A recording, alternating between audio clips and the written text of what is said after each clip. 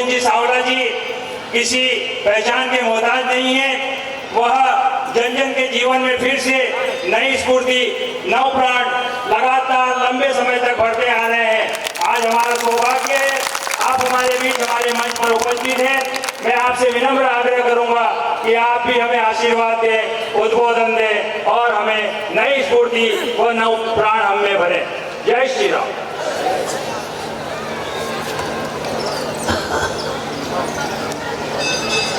पूज्य संत चरण, विश्ववंदनीय मातृशक्ति, मेरे देश बंधुओं, धर्म बंधुओं, ये धरा संतों की धरा है। जमुनादास जी महाराज, नरसिंहानंद जी महाराज, खूब सिंह जी महाराज, ऐसे कई संतों ने इस धरती को हिंदू बनाए रखा है। मैं हृदय से उनके चरणों में प्रणाम समर्पित करता हूँ।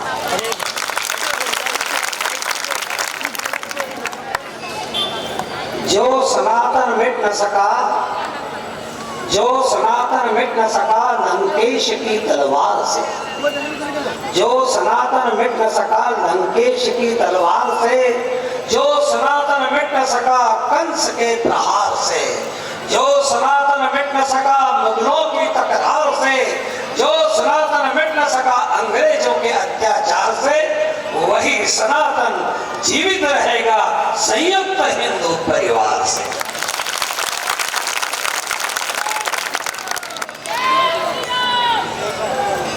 मैं एक बात स्पष्ट कर दूं, किसी जाति से घृणा नहीं, हमारा मंत्र है किसी जाति से घृणा नहीं और देशद्रोही को क्षमा नहीं। जितने कोई भी जिसने भी इस धरती पर जन्म लिया है, जो इस धरती से प्यार करता है उससे हम प्यार करते हैं, और इस धरती का जो विरोध करता है, संस्कृति का विरोध करता है, उसे हम शत्रु मानकर शत्रु जैसा व्यवहार करते हैं।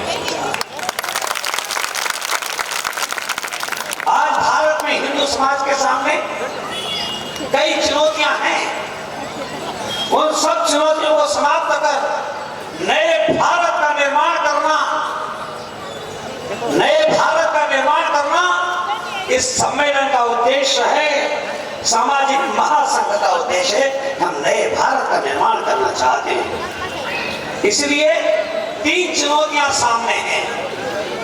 तीन चुनौतियां सामने हैं, विधर्मी, अधर्मी और निधर्मी।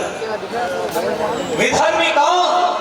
जिनके धर्म दर्शन पंथ मजहब का जन्म भारत की धरती पर नहीं हुआ, वे विधर्मी हैं।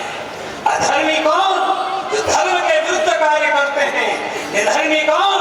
जो केवल सत्ता प्राप्ति के लिए कार्य करते हैं। ये तीन बड़ी चुनौतियां आज हिंदू समाज के सामने हैं। मेरे मित्रों, मैं निवेदन करना चाहता हूं, जिनके मत पंथ मजहब का जन्म भारत की धरती पर नहीं हुआ, जो विदेशों से आए हैं, जो आयातित है, वे जानते हैं कि भारत में प्रजातंत्र है, अपनी संख्या बढ़ाओ। अपनी जिसकी संख्या प्रजातंत्र में अधिक होती है, सरकार उसकी बनती है। इसलिए कुछ लोग रात रात भर संख्या बढ़ाने में लगे हुए हैं, और हिंदू के सामने हम दो, हमारे दो दृष्टि से वो मत आने दो, हम दो, हमारे दो, तीसरे को मत आने दो। इसलिए समस्या खड़ी हो रही है। विधर्मियों की संख्या बढ़ रही है। पहले तक नारा था 2 या 3 बस, फिर नारा आया हम दो हमारे दो। अब नारा आया शेर का बच्चा एक ही अच्छा। अब नया नारा आया नहीं हो घर में बच्चा, दोनों को लगता अच्छा। एक परिवार में गया, मैंने कहा बेटा शादी हुए कितने साल हो गए? बोले 15 साल हो गए। मैंने पूछा बच्चे बच्चे? बोले अंकल अभी हम ही बच्चे हैं। मेरे जिंदगी में बच्चे बने रहो। मेरे मित्रों, में निवेदन करना चाहता हूं, जो सत्ता प्राप्ति के लिए संख्या बढ़ा रहे हैं, उसके लिए जो स्वप्न देख रहे हैं, उनके स्वप्न कभी हम पूर्ण नहीं होने देंगे। इसलिए इस देश के अंदर जनसंख्या जिहाद चल रहा है। अधिक शादियां, अधिक बीवियां, अधिक बच्चे पैदा करो, ताकि हमारी संख्या अधिक होगी तो सत्ता हमारी होगी। इस देश के अंदर घुसपैठ का जिहाद चल रहा है, पाकिस्तान से, बांग्लादेश से, अफगानिस्तान से, म्यांमार से इस देश के अंदर घुसपैठिए चले आ रहे हैं। इनकी संख्या 5 करोड़ है। सरकार के लोग कहते हैं सब पहचान में नहीं आते। मैं कहता हूं बजरंग दल को ठेका दे दो, पकड़ पकड़ कर मुझे ठेल लगा देंगे हम। एक भी धर्मांतरण जिहाद इस देश के अंदर, और ये झाबुआ जिला तो साक्षी है कि यहाँ धर्मांतरण जिहाद हो रहा है, यहाँ धर्म परिवर्तन का कार्य हो रहा है। मैं उन संतों का, इन संतों के चरणों में वंदना समर्पित करता हूँ कि इनके कारण आज यहाँ हिंदुत्व जीवित है। अब यहाँ कोई धर्म परिवर्तन नहीं हो सकेगा।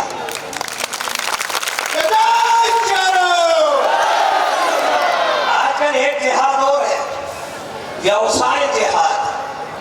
नाम हिंदू का, दुकान के नाम हिंदू का, और चलाने वाला दाढ़ी वाला। एक बात बता दूं, मैं झाबुआ जिले में बहुत घुमा हूं।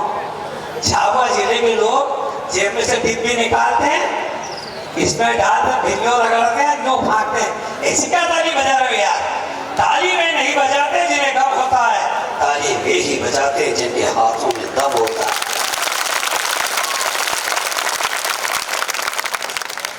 व्यवसाय जिहाद, नाम दुकान का नाम हिंदू, महानकाल रेस्टोरेंट चलाने वाला अब्दुल गफ्फार, साईं रेस्टोरेंट चलाने वाला मोहम्मद हुसैन, इंदौर के अंदर सांवरिया खिचड़ी। बैठक के लोग पहुंचे क्या नाम क्या तेरा? बोले मुन्ना। मुन्ना भी नाम पता क्या? मोहम्मद। तोला बाड़े दिए, नाम सांवरिया खिचड़ी क्यों रखा था? ये जो एकादश का व्रत करते हैं वो सांवरिया खिचड़ी खाने जाते हैं। सांवरिया की खिचड़ी खाओगे, एकादश का व्रत का क्या होगा? बड़ा मुसलमान रहा है, इसको ध्यान रखिए। मैं किसी के खिलाफ नहीं हूं, पर ये जो धोखाधड़ी जो कर रहे हैं उसके मैं खिलाफ हूं। मेरे मित्रों, नशा जिहाद, इस देश के अंदर नशा करा करके इस देश के नौजवानों को बर्बाद करने का प्रयत्न किया जा रहा है। एक समय ऐसा था, मुसलमान नाम से फिल्म में हीरो नहीं टिकते थे। आपने ये जैसे बड़े लोग बैठे ना जो ताली भी नहीं बजा रहे, उनसे मैं पूछना चाहता हूँ, दिलीप कुमार का नाम सुना है? दिलीप कुमार का नाम सुना है? उसका नाम क्या था? यूसुफ मोहम्मद। फिल्म में नहीं चल सकता, ये इसलिए हिंदू नाम रखना पड़ा। मधुबाला, ये हिंदू नाम रखना पड़ा। उसका नाम था मुमताज जहान। मीना कुमारी, नाम हिंदू रखना पड़ा। उसका नाम था महजबीन बानो, क्योंकि उस समय फिल्म के अंदर मुस्लिम नाम से हीरो चल नहीं सकता था, इसलिए नाम बदलना पड़े थे। फिर से हिंदू खड़ा होगा तो मेरा दावा है तैमूर की अम्मा को भी नाम बदलना पड़ेगा। आजकल ये मैंने तैमूर का नाम लिया, तैमूर की अम्मा को जितने नौजवान जानते हैं, जरा एक बार हाथ तो खड़ा करो जरा। अरे नाम थोड़ी पूछा भैया, हाथ खड़ा करने की बात कही है मैंने। हाथ तो मैं इसलिए खड़ा करवाता हूं, जब मौका आता तो हिंदू हाथ खड़ा नहीं करता है।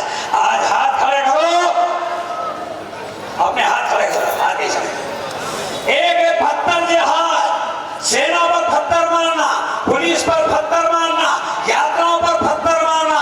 उस समय जब जम्मू कश्मीर में पत्थर चल रहे थे तब मैंने स्टेटमेंट देकर नरेंद्र मोदी जी को कहा था, अरे नरेंद्र मोदी जी, पत्थर का इलाज तुम्हारे पास नहीं है, पत्थर का इलाज मेरे झाबुआ जिले के पास है।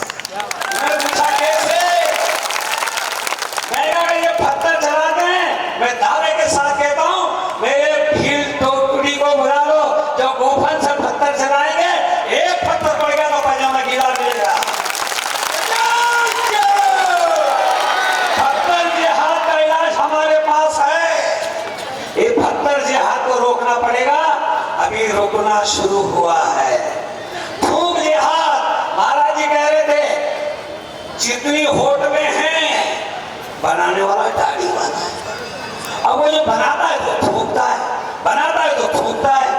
थूका हुआ खाने के बाद कितना आनंद आता है, पैसे भी दो और थूका हुआ भी खाओ। वारे हिंदू समाज, कहाँ जा रहे हैं हम?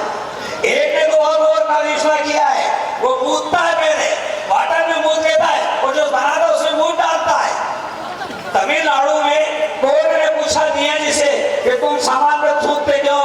उन्होंने कहा अगर थूकेंगे नहीं तो वो चीज हलाल नहीं होगी, इसे थूकना, थूक कर हलाल करना, ये हलाल जिहाद चल रहा है, इसे रोकना होगा।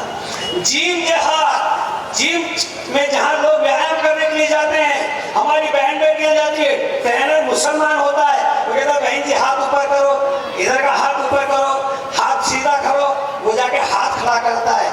महिला जब कुछ नहीं कहती है तो उस संबंध बढ़ जाता है, फिर लव जिहाद की घटना हो जाती है। माल जिहाद बड़े बड़े माल शहरों में है, वहां पर जो सामान बिक्री करने के लिए सेल्समैन रहती है, वो लड़कियां रहती हैं, उनका सुपरवाइजर मुसलमान रहता है, वो उसे फंसा लेता है। ये एक जिहाद चल रहा है। एक जिहाद का नाम आपने सुना होगा, लव जिहाद। या जितने लोग बैठे हैं मैं उनसे पूछना चाहता हूँ, एक और एक कितने होते हैं भाई साहब? जोर से बोलो। एक और एक कितने होते हैं? एक में एक जोड़ा तो कितने होते हैं? एक और एक गणित में 2 होते हैं, एक और एक 11 संगठन में होते हैं, एक और एक को मिलने न दे वो राजनीति में होते हैं, एक और एक को लड़वा दे वो कूटनीति में होते हैं, एक और एक मिलकर शून्य हो जाए वो अध्यात्म में होते हैं, और एक मिलकर एक हो जाए वो लव प्यार में होते हैं, और एक मिलकर 35 टुकड़े हो जाए उसे लव जिहाद कहते हैं।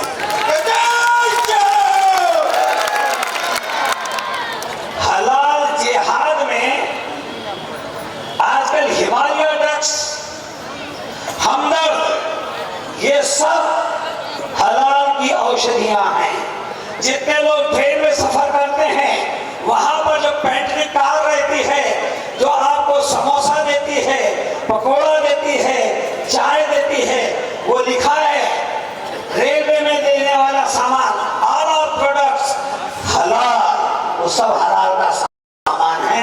आजकल के नए बच्चे, अरे क्या घर से टिफिन ले जाना, हम जाएंगे ट्रेन के अंदर, ऑर्डर देंगे, भोजन आ जाएगा, पैसे भी दे रहे हो, झूठा भोजन भी खा रहे हो, थूका हुआ भोजन भी खा रहे हो, उससे सावधान होना होगा। एक जिहाद और है, जला भूमि जिहाद। भूमि पर कब्जा करो।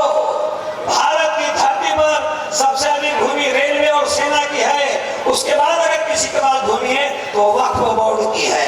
कितनी भूमि है? 9,40,000 एकड़ भूमि आज वक्फ बोर्ड के पास है। अगर विचार करके देखेंगे तो ध्यान में आएगा, 14 बेहरीन देश बसाए जा सकते हैं, इतनी भूमि उनके पास है। 12 सिंगापुर बसाए जा सकते हैं, इतनी भूमि उनके पास है। 11 मालदीव देश बसाए जा सकते हैं, इतनी भूमि उनके पास है। इसका मामला अभी सर्वोच्च संसद के अंदर है, इसकी चर्चा बाद में करूंगा। आजकल एक ट्रेन एक्सीडेंट जिहाद चल रहा है।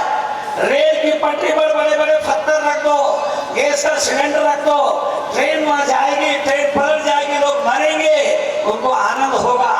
वो टंकी बस्ट होगी, आग लग जाएगी, उनको आनंद होगा। यह भी काम चल रहा है। एक जिहाद और है, धमकी जिहाद। आजकल ट्रेन में, बसों में विमान उड़ाने की धमकियां रोज दी जा रही हैं। उनका इलाज किसी के पास नहीं है तो एक आदमी के पास है, योगी आदित्यनाथ के पास है।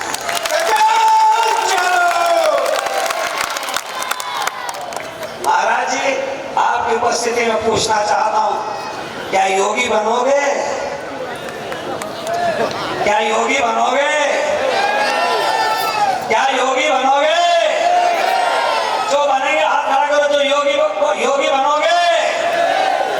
योगी बनो, और योगी ना बनो तो सहयोगी बनो। सहयोगी नहीं बनो तो हिंदुत्व के लिए उपयोगी बनो, सब दशा बदल जाएगी। मेरे मित्रों, मैं निवेदन करना चाहता हूं, भारत के अंदर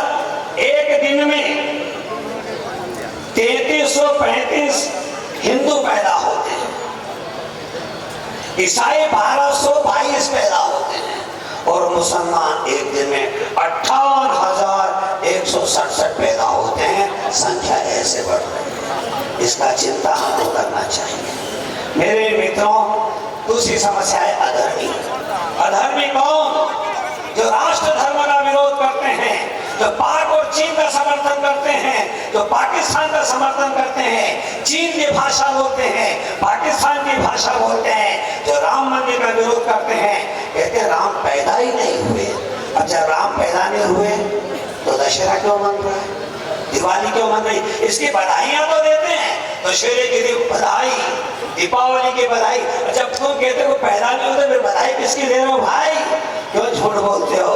जो गोमांस की पार्टियां करते हैं या अभिव्यक्ति के नाम पर ये देश के अंदर नाटक करते हैं, भारत तेरे टुकड़े होंगे इंशाअल्लाह इंशाअल्लाह के जो नारे लगाते हैं, सरतन से जुदा तरसन से जुदा, इसके जो नारे लगाते हैं वे सब अधर्मी हैं। जो सावरकर को गद्दार और जिन्ना को देशभक्त कहते हैं वे अधर्मी हैं।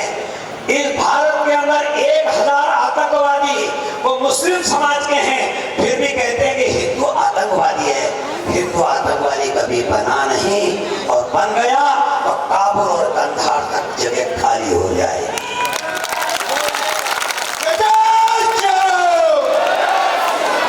मेरे मित्रों, नर और नारी के बीच में एक सेक्टर होता है, उसको किन्नर बोलते हैं। किन्नर। नर और नारी के बीच में एक लिंग होता है, उसको किन्नर बोलते हैं। ऐसे धर्म और अधर्म के बीच में ये सेकुलर होते हैं, धर्मनिरपेक्ष होते हैं। इस देश का नुकसान अधर्मियों ने नहीं किया, उससे ज्यादा नुकसान इन धर्मनिरपेक्ष सेकुलर लोगों ने किया है। मैं एक कहानी सुनाता हूँ, कहानी मेरी है, समझ में आ जाएगी तो ताली बजाना। मेरी पत्नी ने कहा आम ले आओ। मैं झोला लेकर गया आम लेने। भाई एक आम बेच रही थी, मैंने कहा भाई आम कैसे दिए? उन्होंने कहा 20 रुपए किलो। मैंने कहा कि 20 रुपए किलो बस? बोला हाँ। तो मैंने कहा 5 किलो आम दे दो। तो मैंने पूछा कि भाई ऐसे आम देना, कुछ आम ऐसे देना जो आज खा लूं, कुछ आम ऐसे देना जो कल खा लूं, और कुछ आम ऐसे देना जो परसों खा लूं। उन्होंने कहा कि जो पीले हैं वो आज खा लेना, जो आधे पीले हैं वो कल पीले हो जाएंगे, कल खा लेना, जो हरे हैं वो तीसरे दिन पीले हो जाएंगे, खा लेना। मैं ले आया, पहले दिन आम खा लिए, दूसरे दिन आम खा लिए, तीसरे दिन वो आम हरे के हरे ही रहे, पीले हुए ही नहीं। इतने कोई समझ में आई क्या बात? इतने कोई समझ में आई बात? मैंने कहा ये हरे हो पीले नहीं हो रहे।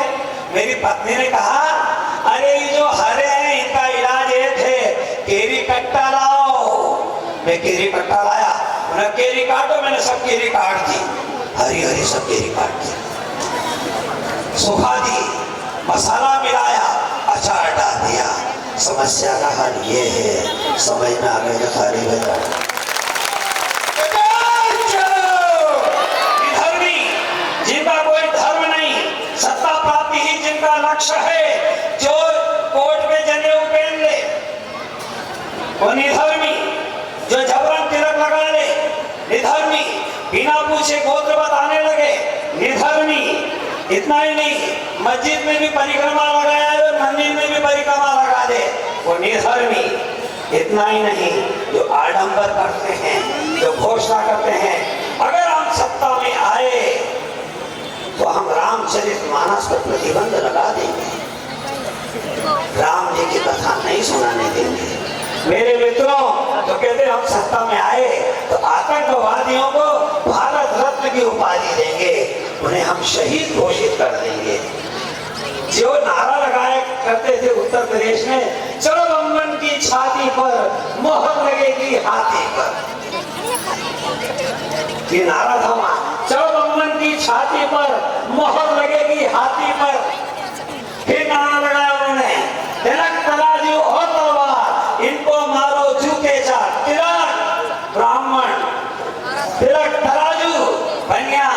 तलवार क्षत्रिय, तिलक तराजू और तलवार, इनको मारो चूते चार। तोड़ने की कोशिश की गई, बांटने की कोशिश की, बटे नहीं। वे सत्ता में नहीं आए, हार गए। तो फिर उन्होंने नारा लगाया, हाथी नहीं गणेश है, ये ब्रह्मा विष्णु महेश है। इस समय देश के अंदर जातिगत जनगणना की बात चल रही है। जातिगत जनगणना होना चाहिए, जातिगत जनगणना होना चाहिए। जब ये आवाज ज्यादा उठी तो मैंने कहा कि हिंदुओं की जाति की जनगणना होना चाहिए। क्या मुसलमान में जाति नहीं है? वहाँ रंगारा है, पिजारा है, भूजड़ा है, नाई है, धोबी है, पठान है, शेख है, शिया है, सुन्नी है, बोले इस्लाम है, उनके यहाँ भी जाति है। जातिगत गणना उनकी भी होना चाहिए। मुसलमान एक और हिंदू की जाति गणना ये नहीं होगा। जो भारत में जितने रहते सबकी जातिगत जनगणना होगी। जितनी जगह आवाज उठी, अब नहीं कोई बोल रहा है कि जातिगत जनगणना होना चाहिए। अब नहीं कोई बोल रहा है। एक बात बताओ मेरे मित्रों, 100 रुपए का नोट हो तो 100 रुपए में चलेगा नहीं चलेगा? कितने में चलेगा? 100 रुपए में चलेगा। उसके 4 टुकड़े करते हैं, उसके 4 टुकड़े करते हैं और 4 लोगों को दे देंगे 25-25 रुपए में चला तो चलेगा क्या? क्यों? टुकड़े टुकड़े हो गए। अगर एक रहा तो वो 100 रुपए में चलेगा, उसका महत्व होगा। वही स्थिति मेरे समाज की है। हम 4 टुकड़े में बढ़ गए। एक क्षत्रिय हो गया, एक वैश्य हो गया, एक ब्राह्मण हो गया और एक शूद्र हो गया। ऐसी भाषा में हमें बांधकर हमारे टुकड़े टुकड़े कर दिए। एक होंगे तो 100 रुपए में चलेंगे। आवश्यकता है टुकड़े नहीं होना, बंटना नहीं, 100 के नोट के रूप में ही अपना काम करना। तो एकता के साथ एक सूत्र में बने रहेंगे, कोई हमें बांट नहीं सकेगा। 100 रुपए के महत्व के साथ हम जीवित रहेंगे। इस भाव को धारण करना चाहिए। हिंदू घटेगा, संविधान फटेगा। भारत में जब तक हिंदू है तब तक संविधान है। भारत में जब तक हिंदू है तब तक ये मंदिर है। भारत में जब तक हिंदू है तब तक ये संत महात्मा हैं। जो आज राजनीतिक भाषा बोलते संत लोग, उनसे पूछ लो बांग्लादेश में क्या हुआ? वहाँ संघ नहीं है, आरएसएस नहीं है, भाजपा नहीं है, और हिंदू के साथ क्या व्यवहार हो रहा है, इसे समझ लेना चाहिए। इसलिए बैठने का समय नहीं, इस समय जीतने का समय है। हिंदू समाज के सामने जो समस्या है, मैंने बाह्य समस्या आपके सामने रखी, अब मैं आंतरिक समस्या रख रहा हूं। मस्तक तिलकहीन, ये जितने सज्जन बंदे बैठे हुए हैं इनके मस्तक पे तिलक नहीं है। ये सज्जन बैठे हैं जिन पे सिर पे तिलक नहीं है, वो हिंदू कहलाने का अधिकारी कैसे हो सकते हैं?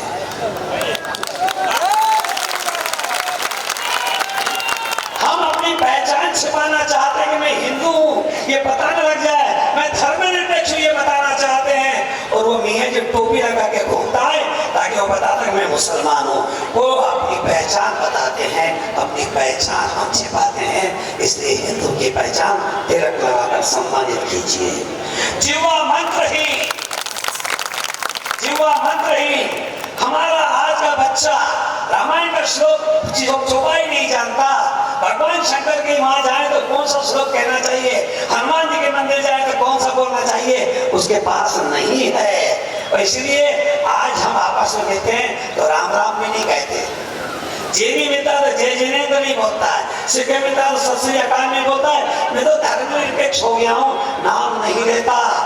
परंतु मैं आपको बताऊं, सैफ अली खान, उससे पूछा कि तुमने अपने बेटे का नाम तैमूर क्यों रखा? तैमूर तो भारत में लुटेरा था। उसने क्या कहा? आपके आदर्श राम हैं, आपके आदर्श कृष्ण हैं, आपके आदर्श महावीर हैं, आपके आदर्श गुरु गोविंद सिंह हैं, आपके आदर्श शिवाजी हैं, आपके आदर्श राणा प्रताप हैं। हमारा आदर्श तैमूर है। वो अपनी पहचान नहीं छिपाते हैं, वो तैमूर को लाना चाहते हैं, हम राम को लाना चाहते हैं।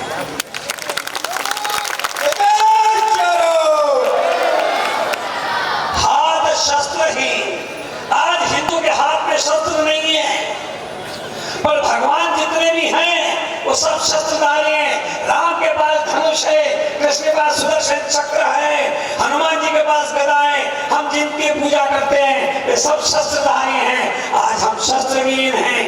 भगवान श्री राम को जब वनवास हुआ उन्होंने राजपाट त्याग किया, वस्त्र त्याग दिए, अगर नहीं त्यागा था तो शस्त्र नहीं त्यागा था, धनुष बाण नहीं त्यागा था, जिनकी आराधना हम करते हैं। हमारे भगवान के हाथ में शस्त्र है, हमारे हाथ में मोबाइल है। अरे मोबाइल धारियों, शस्त्र हाथ में धारण रखो, पुरुषार्थहीन समाज को बदलो। इसलिए मैं निवेदन करना चाहता हूँ। चौथी समस्या है श्रद्धाहीन मन। मन श्रद्धाहीन। आज हमारी श्रद्धा नहीं है, हमारी श्रद्धा भटकती है। न माँ बाप पर श्रद्धा है, न भगवान पर श्रद्धा है, न गाय पर श्रद्धा है, न देवी देवता पर श्रद्धा है, न संतों पर श्रद्धा है। श्रद्धाहीन व्यक्ति जीवित नहीं रह सकता, श्रद्धावान व्यक्ति ही जीवित रह पाता है। मेरे मित्रों, शिक्षा धर्महीन, शिक्षा धर्महीन अर्थात नैतिकता विहीन। आज जब से भारत के अंदर शिक्षा धर्महीन हुई है, तब से यहाँ का बच्चा नैतिकता विहीन हो गया। चोरी करने में, अपराध करने में, जेब काटने में, दारू पीने में, गांजा पीने में, नशा करने में उसे नैतिकता का भाव ही नहीं लगता है। इसलिए शिक्षा नैतिकता विहीन हो गई। बच्चा मदरसे में जाता है, मुसलमान बनकर बाहर निकलता है, कॉन्वेंट में जाता है, ईसाई बनकर बाहर निकलता है, मगर हिंदुओं के लिए धर्म की शिक्षा देना मना है। मदरसे में वो दे सकते हैं, सुप्रीम कोर्ट कहती मदरसे में शिक्षा दी जा सकती है, वो मुसलमान बनाने के लिए। कॉन्वेंट की शिक्षा दी जा सकती है ईसाई बनाने के लिए, पर हिंदू हिंदू बना रहे। इसकी शिक्षा धर्महीन शिक्षा के कारण हिंदुत्व का ह्रास हो रहा है। इसे पुनः अपने गुरुकुल के माध्यम से स्थापित करना होगा। तब वस्त्रहीन। जितनी बहनें बेटी हैं जरा बुरा मत मानना। आज अपनी बच्चियां शॉर्ट कपड़े पहन के आती है, बहुत अच्छा लगता है। छोटे छोटे कपड़े पहनकर आती है तो अच्छा लगता है। वो जब टेटू बनवा कर आती है, सीने पे टेटू बनवा कर आई, बच्ची को रोका नहीं, पूछा नहीं, अरे पराये मर्द ने तेरे सीने पे हाथ लगाया कैसे, तेरे टेटू बनवाया कैसे? अगर तुझे कलाकृति ही बनवानी थी तो अच्छी मेहंदी रचवा देती बेटा, ये कहाँ से आई? वो जीन्स पहनकर आने लगी, बाल कटवा कर आने लगी, तब हमने चिंता नहीं किया, बाल कट गए, कपड़े छोटे हो गए, दो मोबाइल रख रहे हैं, रात की 2-2 बजे तक बात कर रही हैं। मैंने एक नौजवान से पूछा कितने बजे सोते हो तुम? रात को 2 बजे। मैंने 2 बजे क्यों सोते हो? बोला अगर प्रधानमंत्री को काम पड़ जाएगा तो आप मदद करोगे कि मैं जगता हूँ, प्रधानमंत्री को रात की जरूरत पड़े तो मदद करो, इसलिए रात के 2 बजे तक सोते। ये हमारी दशा हो गई। इसलिए इसका भी चिंतन हमको करना चाहिए। और इसलिए सातवीं बात है जीवन संगठनहीन। हम संगठन विहीन हो रहे हैं। हम संगठन में जुड़ेंगे, एक ताकत बनेंगे, शक्ति बनेंगे, सारी शक्तिशाली संगठन सब समस्याओं का निदान है। इसलिए मैं सामाजिक महासंघ का आह्वान करता हूँ। ये जो सामाजिक संगठन खड़ा करने की बात कर रहे हैं, मैं उनका अभिनंदन करता हूँ। हिंदू संगठित होगा, सब समस्या का निदान होगा। इसलिए मेरे मित्रों, एक बात याद दिलाता हूँ। बागेश्वर बाबा का नाम किस किसने सुना है? हाथ खड़ा करो। बागेश्वर बाबा, उन्होंने एक 2 लाइन की कहानी सुनाई। एक व्यक्ति जा रहा था, एक नौजवान के मन में मस्ती सूझी, उसने पत्थर उठाया और उस आगे जाने वाले व्यक्ति की पीठ में पत्थर मारा। उसने पीछे मुड़कर देखा, ये पत्थर मारा, वो भागा। अब इस नौजवान को आदत थी पत्थर मारने की। इसने दूसरा पत्थर उठाया, पेड़ में मधुमक्खी का छत्ता लगा हुआ था, उसमें पत्थर मारा, मधुमक्खी भागी, ये भागा। बागेश्वर बाबा ने कहा, अकेले रहोगे तो पत्थर खाओगे, समूह में रहोगे जैसे मधुमक्खी भागती है, जैसे भागता है आदमी, ऐसे अगर मधुमक्खी की तरह तुम संगठित रहोगे तो पत्थर मारने वाले भाग जाएंगे।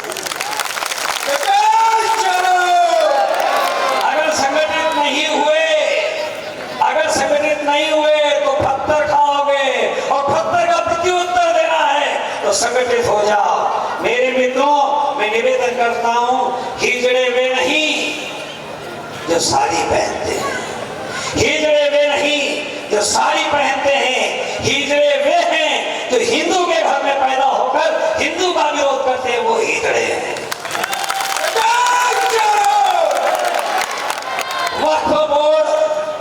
वक्फ बोर्ड संशोधन विधेयक संसद में रखा गया, 232 सांसदों ने उसका विरोध किया, 24 सांसद मुस्लिम हैं। समझ में आ सकती बात, पर ये तो 208 कौन है? कौन है ये? जोर से बोलो। हिजड़े। हिंदू होकर, हिंदू के घर में जन्म लेकर, हिंदू माँ बाप की संतान होकर रामकृष्ण को मानने वाले हिंदू का विरोध करते हैं, वे हिजड़े हैं। मेरे मित्रों, भगवान श्री राम सीता माता की खोज के लिए वन में घूम रहे थे।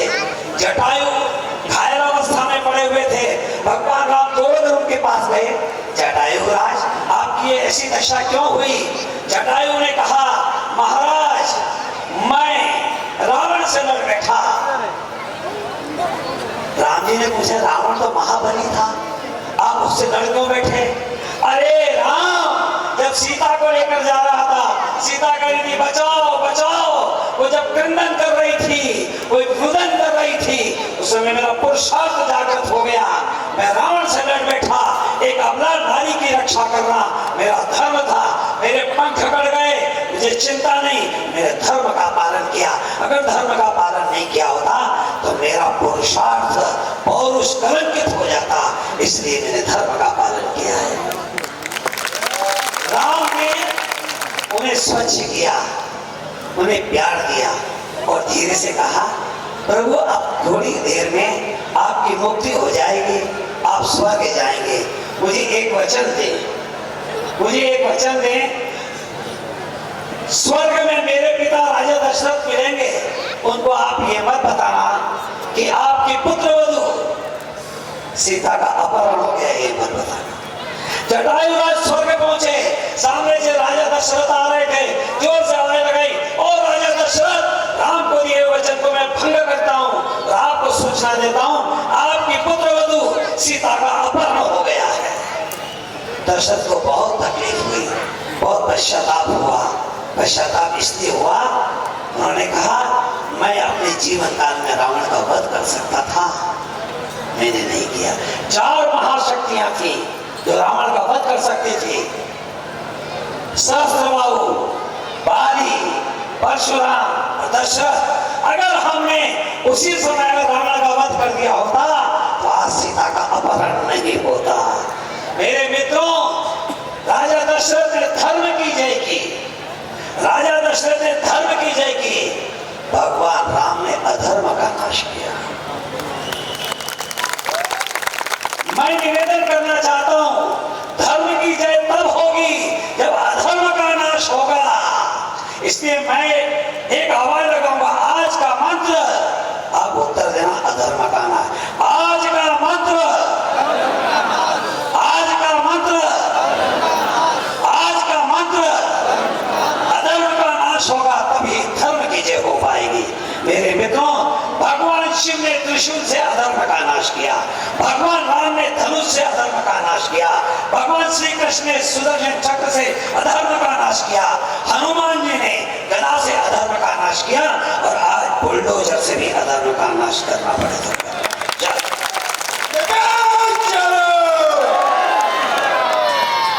एक बात बताऊं, अपना त्योहार अपनों से व्यापार। व्यापार किससे करना? अपने आदमी से। सामान किससे खरीदना? अपने आदमी से। धंधा किसको देना? अपने आदमी से। क्योंकि त्योहार अपना है तो व्यापार भी अपनों से करना चाहिए।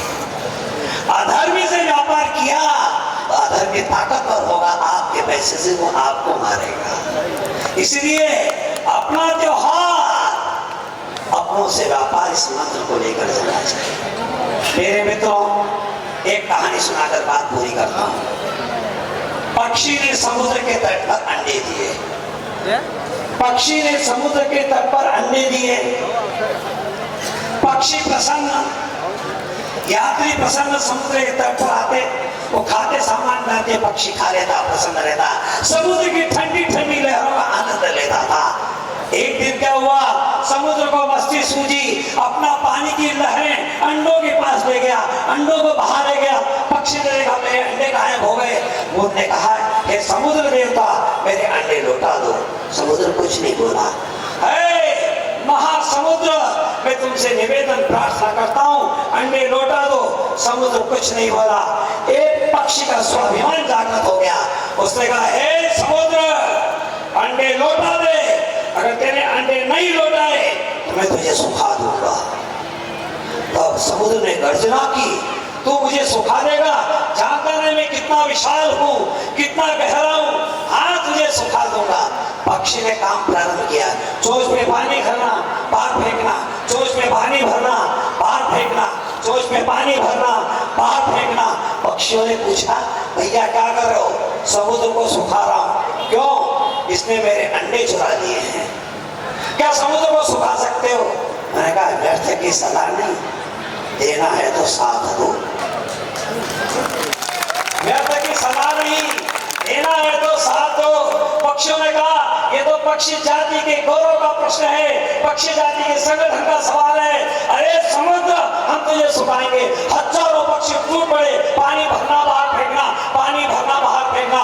खबर द्वारका पहुंच गई, द्वारका के पक्षी टूट पड़े।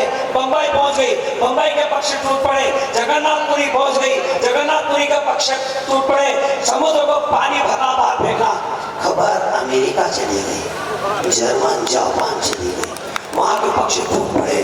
पक्षियों का प्रवाह समुद्र की ओर। उनके राजा गरुड़ ने पूछा अरे भाई कहाँ जा रहे हो? समुद्र को सुखाने। क्या तुम समुद्र को सुखा सकते हो? व्यर्थ की बहस नहीं, व्यर्थ की सलाह नहीं, देना है तो साथ दो। अरे मैं तो पक्षियों का राजा हूँ। वहां से उड़ने लगा तो भगवान विष्णु ने पूछा कहाँ जा रहे हो? समुद्र को सुखाने। क्या तुम समुद्र को सुखा सकते हो? प्रभु सलाह नहीं, सहयोग चाहिए।